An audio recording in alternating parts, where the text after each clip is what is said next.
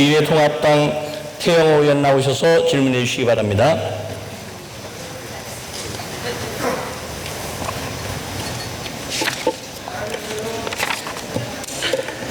존경하는 국민 여러분, 서울 강남갑 출신 미래통합당 국회의원 태영호입니다. 저는 지금 대정부 질문 단상에 서 있는 이 순간이 기적과 같아서 잘 믿겨지지 않습니다. 4년 전까지만 해도 북한 공직자였던 저를 국회로 보내주신 국민 여러분께 다시 한번 진심으로 감사드립니다. 그리고 해외에서 근무하고 있는 북한 외교관 동료들과 근로자들, 그리고 김정은 남매도 인터넷을 통해 저희 의정활동을 지켜보며 어떤 생각을 하고 있을까 궁금합니다. 저는 2017년 5월 문재인 정부가 출범하면서 대통령께서 밝힌 사람이 먼저다 라는 국정 철학에 커다란 감명을 받았습니다. 그러나 집권 3년이 지난 지금 문재인 대통령의 국정 철학이 과연 사람이 먼저인지 아니면 대통령이 먼저인지, 대통령의 사람들이 먼저인지, 대통령의 정당이 먼저인지 묻고 싶습니다. 총리님께 질의드리겠습니다.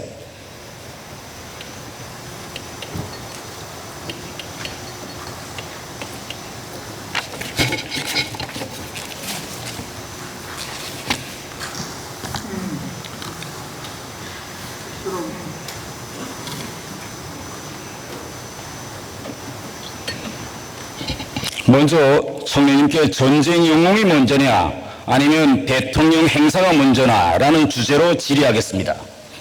화면 좀 띄워주십시오. 화면 한번 총리님께서 좀 봐주십시오. 혹시 여기 저 사진 보신 적이 있으십니까? 처음 봤습니다. 처음 보셨습니까? 예. 전쟁에서 전사한 영웅들이 고국에 도착하는 순간 오바마 대통령이 조용히 비행장에 나가 그들을 맞이하는 장면입니다. 화려한 의식은 없었으나 전사한 영웅들의 진심을 표하는 대통령의 마음을 그대로 보여주는 장면이라고 생각합니다. 제가 2016년 여름 대한민국의 품에 안길 때가 생각납니다. 비행기 창밖으로 시야에 들어오는 대한민국을 바라보면서 아는 사람 한 명도 없는 이 나라에서 누가 어떻게 나를 맞아줄까 궁금했고, 이런저런 생각들로 마음이 대단히 불안했습니다. 하지만 대한민국 땅에 첫 발을 디디는 순간 평생 저는 처음 보는 분들이 저를 와락 품에 껴안고 대한민국에 오시기를 정말 참 잘하셨습니다. 이 말 한마디에 뜨거운 눈물을 흘렸습니다. 야, 이렇게 쉽게 올 수 있는데 왜 진작 오지 못했을까라고 생각했습니다. 지난 6월 24일 6.25 전쟁 영웅 147명의 유해가 70여 년 만에 조국 땅에 도착했습니다. 제 인생보다 더 긴 시간 조국으로 돌아올 날만을 기다린 분들입니다. 그 순간 우리 공항에서 그분들을 누가 혹시 맞았는지 총리님께서는 아시고 계십니까? 아마 당연히 그 보훈처와 군에서 맞이하셨을 거라고 생각을 하고, 제가 알고 있기로는 그 이틀 뒤입니까? 그 대통령께서 그 제대로 예우를 하신 것으로 그렇게 기억하고 있습니다. 제가 알기로는 실무자급 직원들이 나와서 유해를 맞이했다고 합니다. 제가 행사 관계자와 통화해보니 굳이 다음날 행사가 있는데 나갈 필요성이 없었다고 답했습니다. 정말 참담한 이야기입니다.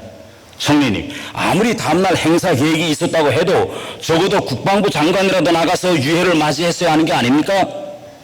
대통령 행사를 위해 전쟁 영웅들의 유해가 하루 동안 비행기에서 방치됐다고 합니다.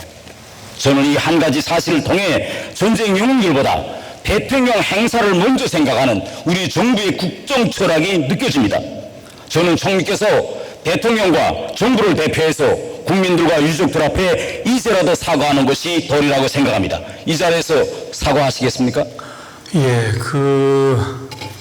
좀 더 세심한 주의를 기울여서 이런 지적을 받지 않도록 했어야 되는데 하는 안타까운 마음이 있습니다만은, 정부의 당국자들이나 또 물론 문재인 대통령께서도 그 유해를 쉽게 생각하거나 예우를 제대로 하지 않을 생각으로 그런 것은 아니다 해서 이렇게 대신 제가 그 말씀을 드리겠습니다.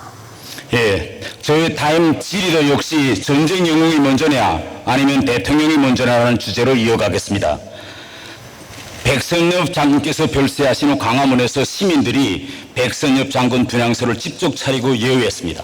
사흘간 무려 10여만 명이 추모했다고 합니다. 그런데 지금 서울시에서 변상금을 물린다고 합니다. 총리님께서 혹시 들어보셨습니까? 처음 듣습니다. 만약 변상금을 물린다면 어떻게 하시겠습니까?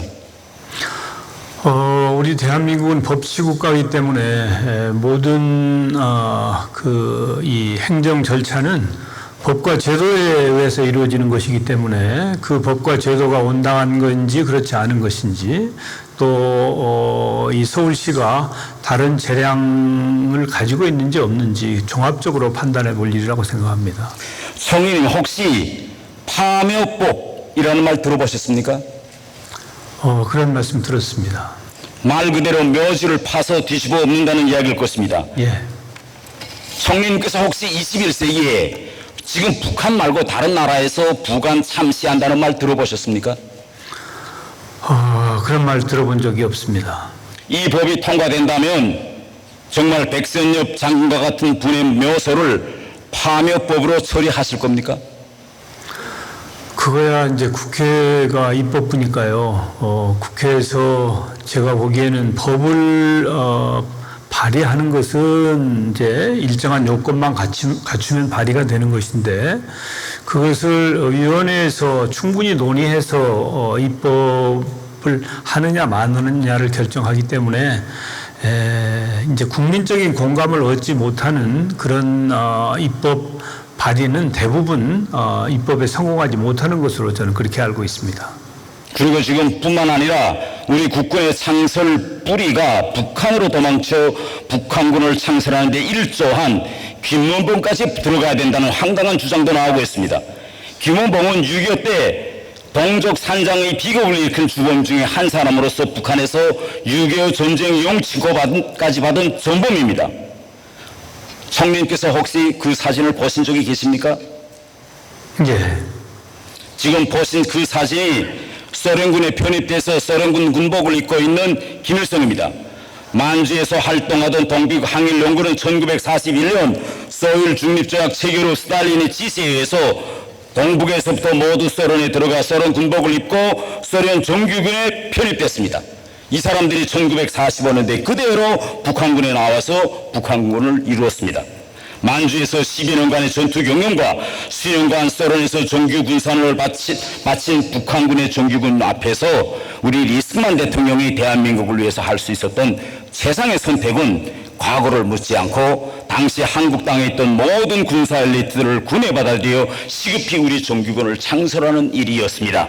저는 공산주의 위협으로부터 이 나라를 지켜내기 위해 8.15 광복 이후 한반도 당시 정치 상황에서 최상의 선택을 결정하신 이승만 대통령의 군 공군 업적을 인정하고 당시 역사적 배경과 자료들을 객관적으로 평가해야 우리 사회의 갈등이 국벌될 수 있다고 생각합니다. 그래야 새로운 미래를 향해 나아갈 수 있다고 봅니다. 총리님께서는 이에 동의하십니까? 예,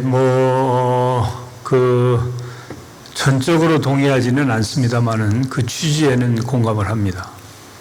다음 질의는 우리 국민의 자존심이 먼저냐 아니면 김정은의 자존심이 먼저냐는 주제로 하겠습니다. 북한 김여정이 지난 6월 16일 개성 남북공동연락사무소를 폭파하였습니다. 이날 우리 국민의 자존심과 대한민국의 국격이 한순간에 무너졌습니다. 연락사무소 폭파 행위는 명백히 우리에 대한 공격 행위인데도 불구하고 대통령은 겨우 실망스럽다는 말밖에 없었습니다.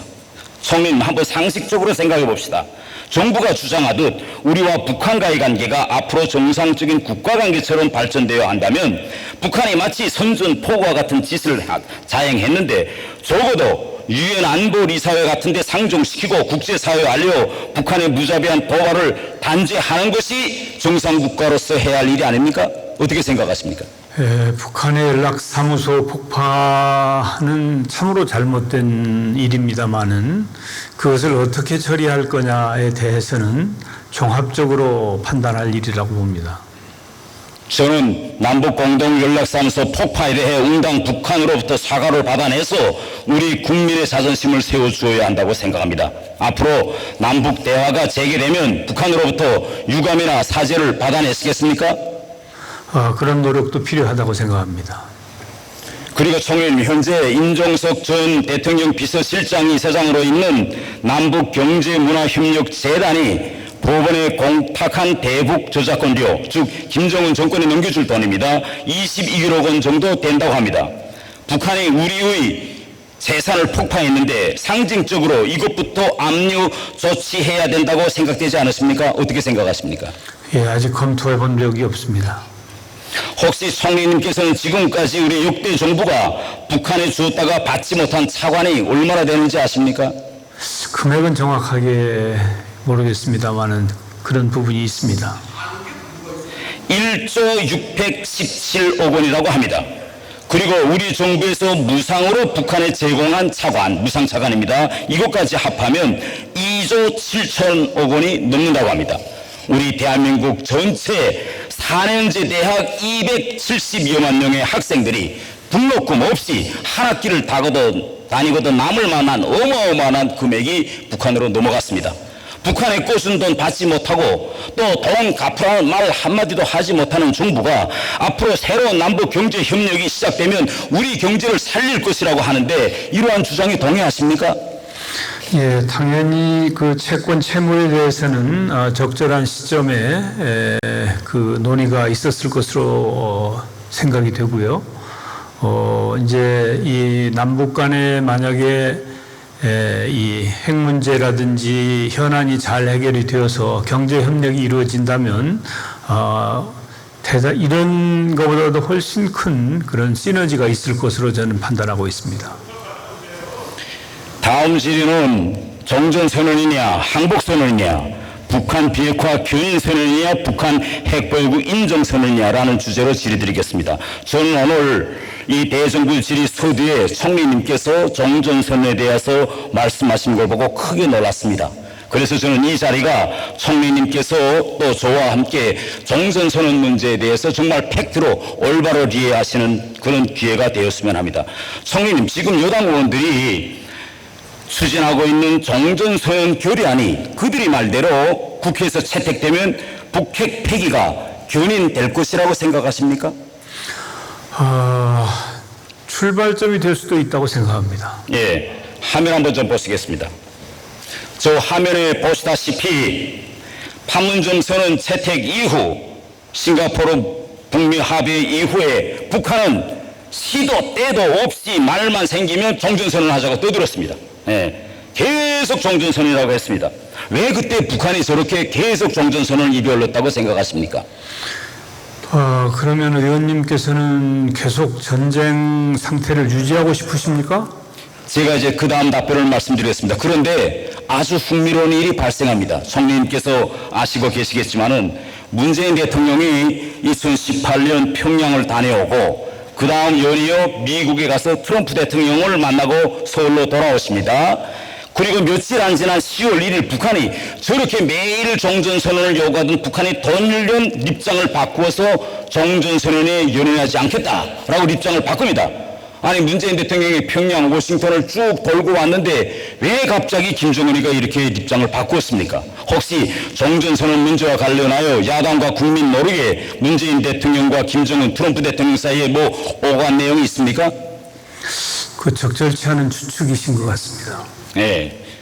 그때 북한이 발표한 입장을 면밀히 들여다보면 이렇게 됐습니다. 10월 1일 날 우리 문재인 대통령이 트럼프 대통령을 만나고 오신 다음에 정전선언은 비핵화 조치와 바꿀 수 있는 흥정물이 아니다. 정전선언과 비핵화를 연결시키면 연연하지 않겠다. 이러면서 북한의 돌연뜻 입장을 바꿉니다.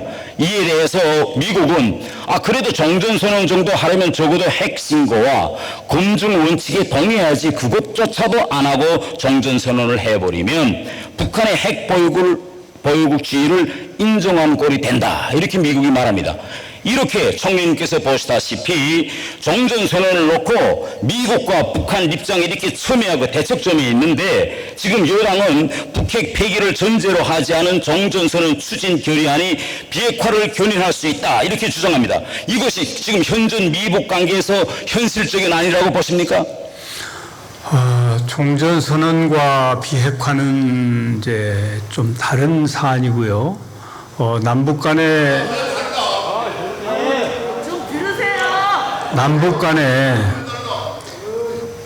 많은 문제들이 있습니다.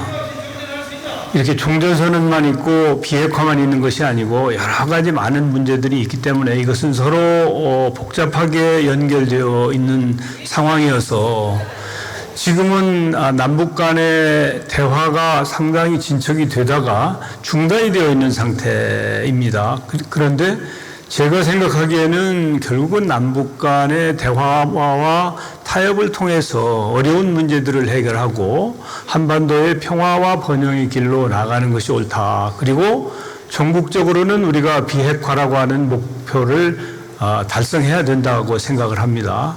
그런데 그런 길로 나가는 데 있어서 뭔가 이 출발점이 필요한데 종전선언은 그런 차원에서 만약에 이루어진다면 도움이 될 수 있다고 저는 판단합니다. 북핵 폐기를 전제로 하지 않는 종전선언은 결국 김정은이 요구하고 있는 핵보유 인정선언이 될 것입니다. 지금 여당이 주장하고 있는 종전선언 추진 결의안은 결국은 말 앞에 마찰을 놓고 말을 끌겠다는 그런 형식과 같습니다.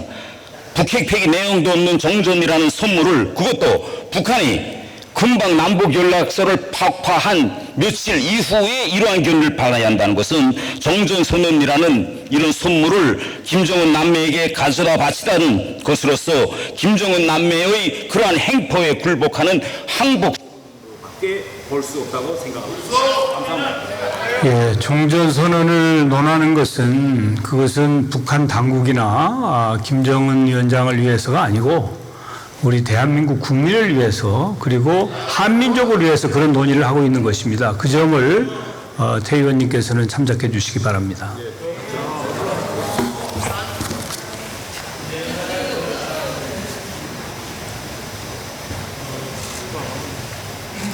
네, 태영 의원 수고하셨습니다. 다음은 서울 중구 성동구 의 더불어민주당 박성준 의원 나오셔서 질문해 주시기 바랍니다.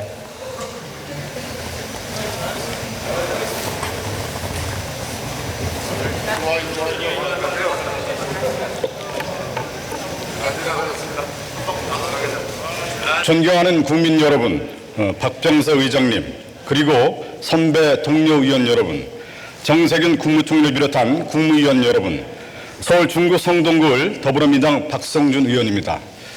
제가 21대 총선에 당선이 돼서 21대 국회의 의미, 그리고 제가